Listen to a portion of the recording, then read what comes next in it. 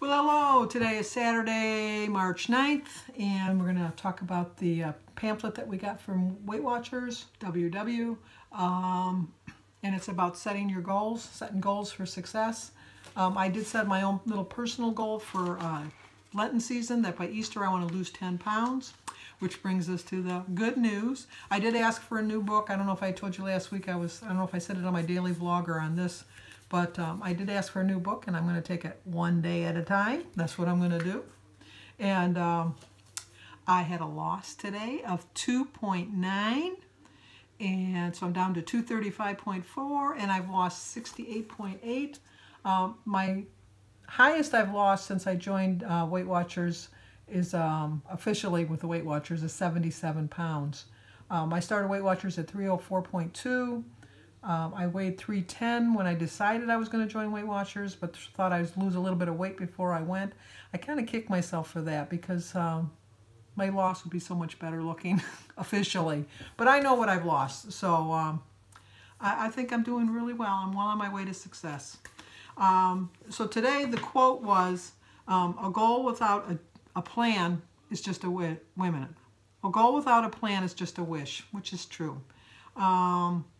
And with she always has like a little inspirational, let's go to it thing at the meeting. And today it was, I actually can. So we'll talk about that in a bit. But we want to set our goals for success. You might know where you want to be in a month or a year. You want to know that you're going to run a 5K or you're going to be 50 pounds lighter. But how do you get from here to there, to that goal? You have to break down it into smaller goals. Instead of saying I'm going to run a 5K, just say, you know what? I think this weekend I'll walk 1K. I know it's not very much, but you work your way into it. I, at one point, was up to 3 miles. Now I'm working my way back there because I didn't walk through the window. I walked yesterday, I walked 1.5 miles. But your outcome goals can turn into smaller behavioral goals along the way. It keeps you action focused, and it helps you to measure your success a little bit better. You're more likely to reach your goal if you make it specific. Rather than say, I'll do yoga this week, say, I'm going to do yoga on Tuesday. Instead of saying, I'm going to try to be my best, do your best. You know, I know I always say I try. I always say I try, but I have to start saying I will, and that'll make the difference. So you have to be active also. Instead of trying to stop a behavior, like snacking to unwind before going to bed. Plan to swap in a new behavior. When you get in bed, start with a book. A book will always kind of put you to sleep. I mean, even a good book, because I think it's just a strain on your eyes that makes you tired. And be reasonable. If you're not a runner now, don't think you're going to go out and run a marathon. You have to build yourself up. Even seasoned runners, West Virginia Running, Don, I'm talking about you. They have to work themselves to that. They run like 8, 9, 10 miles a day, but you know they train for when they know a marathon's coming up to increase their tolerance or their endurance rather, increase their endurance along the way. And they just know that they can't decide, well, you know what, on Saturday I'm going to run a marathon. Even the most seasoned runner practices and gets ready for it. Choose something that's doable. I think I can walk every day now. The weather's finally breaking, so I'm going to say I'm going to walk every day. And it builds up your confidence and your stamina, and every time you meet a goal, you feel a little bit prouder about yourself. And do short-term goals. My short-term goals are always just to get into the next set of numbers. So it's like I want to lose 10 pounds at a time. Once I get into those numbers, then sometimes I free sail into the next set of numbers, but sometimes I struggle. I struggled through the 60s, and then I went through the 50s and the 40s and the 30s, no problem. Got into the 20s, and then I struggled and went back into the 30s, and I've been in the 30s a long time. I'm determined to get back out of the 30s, back into the 20s, into the teens, into the aughts, into the 90s. That's my goal. And like I said, make it specific, active, reasonable, and short-term. And then write it down. It makes a difference if you write it down. And then I showed you at the end the recipe is for the pancakes, banana pancakes. It's 1 point, but I think the 1 point is the sugar, but I'm not really sure. You'd have to track it to see. But one of the members did try this recipe because her friend went earlier in the week and she got the recipe. She tried to make her first batch too big and they wouldn't flip, they fell apart. But when she did the like I said, just the 2 tablespoons or the tablespoon size. She said she had no problems. So they were a lot of littler pancakes, but she said they were she said it was very good. But anyway, like I said, she said at the meeting, our leader guide, I don't know what they're called. Even they don't know what they're called, because she even makes a joke. She says, I keep forgetting that's what I'm called. But anyway, she said, I actually can. I actually can follow a plan. I actually can skip eating Cheetos, and I can get out and walk. Things like that you got to do, because setting your goals is the first step in turning the invisible into the visible. If you don't set a goal, you're just like, okay, you know, I think I'll try, yeah, maybe I'll do it. No, that's an invisible goal. But if you say, and you write it down, because you have to write it down, and say, I'm going to go on, not eat in between meals tomorrow. Just pick one day, tomorrow. Tomorrow I'm not going to eat in between meals. And get through the whole day without eating in between meals. And then the next day say, well, you know what? I did it yesterday. Why don't I say for 2 days? And then try that. Just build yourself up. Just set small, visible goals that you can reach. And if you share your goals with somebody, it's going to increase your chances. How many of us have said to ourselves, you know what, I'm going to lose 10 pounds by Easter, and then you don't tell anybody. And then if you don't lose the 10 pounds, nobody's none the wiser because you never told anybody. And if you do reach it, then, you know, you really can't share your joy with anybody, because you're like, oh, I lost 10 pounds. And they go, that's good. They didn't know that you made a personal goal to lose 10 pounds, that you accomplished something that you set out to do. I just think it helps you in so many ways. I say all my goals on this channel. I say them out loud. So obviously you guys kind of not hold me to it, but you kind of see where I'm going with it. And I think that's the best way to do it. If you don't want to share it with somebody, share it in a journal at least, so that you can read it. I know it kind of defeats the purpose of what I just said, but if you're not comfortable sharing it with someone else, at least write it down. That way you're sharing it at least with yourself, in a sense that when you go back to read your journal, because then you need to go back and read your journal, you can see, well, you know, I did achieve what I said. I really did. I know I can do it. And the only way you can really achieve your goals, like I said, is to write it down. Because when you believe it, you will achieve it. And that's true of losing weight and gaining weight. If you believe you're going to lose weight, you will lose weight. If you believe you're going to gain weight, you're going to gain weight. If you say, like I always said, I can't go on Sundays without my Suzy Q's. And I believed that. And so I would eat them whether I wanted them or not. I always thought, I have to have my Suzy Q. I have to have my Suzy Q. I haven't had a Suzy Q in 2 weeks now. And you know what? Look at me. I'm still alive. I'm still breathing. I'm still here. And I just have to reset my goals and achieve what I know I can achieve. Even the motivated gurus, anyone that you talk to, like yoga instructors, you know, doctors, anybody, if you write it down, it makes it more possible for you to reach it, because you have a written goal that you have written down that you're going to say. And don't say, I would like to lose 10 pounds. Say, I will lose 10 pounds. I'd like to say, you know, I'd like to lose 10 pounds by Easter. But no, I'm not saying that. I'm saying I will lose 10 pounds by Easter. And I've already lost 2.9. So I have 7.1 to go, right? Yeah, 7.1. In 7 weeks. That's a pound a week. I can do it. I know I can do it. Not only do I know I can do it, I will do it, because that is my goal and I will succeed. But you always have to know you have to make a real and reasonable goal. A goal that, you know, like I said earlier, you're not going to say I'm going to run a marathon this weekend. You have to say, you know, like, I'm going to work myself up and I am going to one day run a marathon. And even if you don't have a specific date that you're going to run the marathon, as long as you're striving to achieve that goal. My goal is to lose 35 pounds by my birthday, which is September 7th. That's what, in 6 months. That's about 1.5 pounds a week. It's a hard goal, but it's a goal I know I can achieve. It's a goal I know I will achieve, because I am back on this, and I am in this for the long haul, and I'm back to my old mindset. You want to do these things. You want to write it down.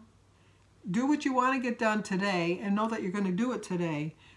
Ask yourself, oh, that's what I want to do. You want to ask yourself when you're going to do it, what you're going to do about it, how you're going to do it, where you're going to do it, and who you're going to do it with.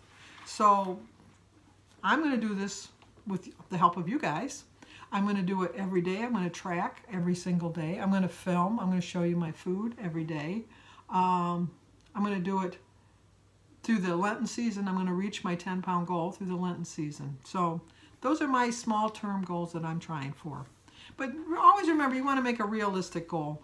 Don't say, you know, like I'm going to lose 2 pounds this week. And then if you lose like 1.5 pounds, you think, well, I didn't reach my 2 pounds. Make it reasonable. Go by your age, your metabolism, know how your body works. If you know that your body's not going to release 2 pounds a week, don't set that as your goal. I know that my body's fully capable of losing 1 pound a week. I know that. So that's my goal, 1 pound a week. And I say it all the time, and everybody gets sick of hearing it. If you lose 1 pound a week, that's 52 pounds in a year. Who wouldn't like to have somebody say to you, would you like to lose 52 pounds? This is the way. This is the way you do it, 1 pound a week. And you want to be smart. So the S is you want to specify what you're going to do. M is you want to make it happen. And A is to aim for your goal of knowing that it's possible and you're going to do it. R is to be realistic, because you know what? If you're realistic about your goals, it'll be accomplished. And T is for just to track your progress. Track how well you're doing. If you've had a bad week, look back on your journal and see what day did you screw up, or what day were you not screwed up, but what day did you think you could have done a little bit better? Because if you set the goal of just doing a little bit better each day, if you mess up this meal, just make the goal of my next meal, I'm going to do a lot better because this last meal wasn't the best, so I'm going to set the goal of having the next meal be the best meal. And always say that your goals are going to be what motivate you, because if you don't set a goal, you have no purpose, really. You just don't have no purpose. And it doesn't have to be a weight loss goal. You could have the goal of being nicer to someone, the goal of being just a little bit friendlier. I think it's Sue Slims Down is doing the for Lent a kind action every day. You don't have to give up food. You don't have to change different things to make your goal. Goals don't have to be all food related. They can just be, like call your mother. My sons text me all the time. I'd like a phone call once in a while. But, Christy calls me every single day. She texts me and she calls me and I do. Jimmy calls me every once in a while. Danny will text me all the time. But then he'll always laugh because I'll text him, he'll text me, I'll text him. We'll go back and forth. And then I'll finally just call him. And he said, I was waiting to see how long it would be before you'd call me. It's like a game with him. But you know what? It's a game I like playing. And David, I'm the only one David answers the phone for. Nobody else who calls him on the phone he ever answers, but whenever I call him, he always answers the phone. That's so nice. I don't know why, but he does. So what you want to do is set an action plan, outline your goal, and set a behavioral goal. If you know that having a snack in your house is going to send you down the wrong path, don't have that snack in your house. My husband, Jim, is not on any kind of a weight loss program. So I have to, not have to, but he wants, I should put it that way. I always buy like the donuts and some cookies and M&Ms and things like that, but I put them out of sight. He has a cupboard that's not the cupboard that I go in. Very rarely, it's just where I keep my baking dishes, and that's where he keeps all of his snacks. And he doesn't keep them laying out where I'll see them. He has them out. And he tries not to eat them in front of me. So he usually just packs them in his lunch when he goes to work. Occasionally he'll have them at night, but Jim and I watch completely different shows. And so I watch TV back here in my TV room, and he watches TV in the living room. And then that's when he'll snack on the goodies, I guess. But always remember that you want to just set a monthly goal. Say that to yourself, like in a year, I want to lose 20 pounds. So that means that I have to lose in a month, what would that be? Figure it out, 6 pounds? If you want to lose 20 pounds in a month, it'd be a little less than a pound a month. Well, you want to lose more than 20 pounds in a month, in a year. Well, you want to lose 52 pounds in a year. There we go, it's easy to figure out. So that means that you have to lose a pound a week, which means you only have to lose about 4 pounds, maybe 4.5, because even a pound a week, because sometimes there's more than one. There's 6 weeks. 4 months have extra weeks. I'm getting all confused now. Pay no attention. But remember, this program is not an all or nothing plan. It is get her done, and it's just make sure that you you try your best. That's all we can ask, is to try your best. So if you're new to my channel, please subscribe. I do a daily highlight video. I do a daily vlog, rather, tell you how I did during the day. Once in a while, I'll show you some stuff that I read on the internet. I do shout outs. I sing to you on your birthday. We have a lot of fun. So subscribe if you're new to my channel. Leave a comment. Let me know what your goal is. And share. And hit the like button. Hit that the thumbs up button. So, all right, well, let me know what your goals are. Okay, maybe I'll do a video next week with our goals. How does that sound? Okay, I'll talk to you guys later. Okay, here's the recipe. It is for banana pancakes. It takes about 16 minutes and cooks in 8 and serves 2, and it's 1 point. I'm wondering if you didn't use the sugar, maybe the points would come down. I'm not sure. I'd have to check it out to see. But one of the ladies there has already tried it, and she said, as long as you do it as the 2 tablespoons, like it says here, to cook them with 2 tablespoons, 2 tablespoons of batter. If you try to make them too much bigger, she said they fall apart. And then today they were talking about setting your goals for success. And I thought you might like to read that. You can screenshot it.